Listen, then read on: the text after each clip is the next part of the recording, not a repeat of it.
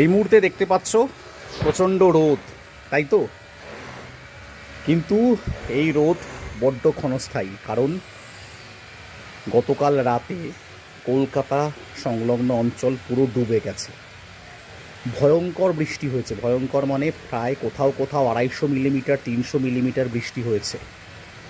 কলকাতাতে বিদ্যুৎ বন্ধ, দক্ষিণ কলকাতায় ট্রেন চলাচল বন্ধ, ইভেন মেট্রো চলাচলও বন্ধ হয়েছে। কিন্তু মেট্রো চলছে এদিকে দক্ষিণেশ্বর থেকে ময়দান পর্যন্ত। দেখো কীরকম জল জমে রয়েছে। জাস্ট বৃষ্টিটা থেমেছে।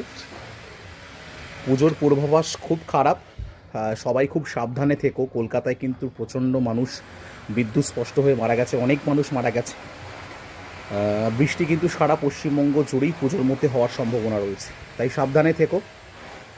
আর টেক্সট বুকের সঙ্গে থেকো, ওখানে ক্লাসে তো দেখা হবেই। ভালো থেকো সবাই।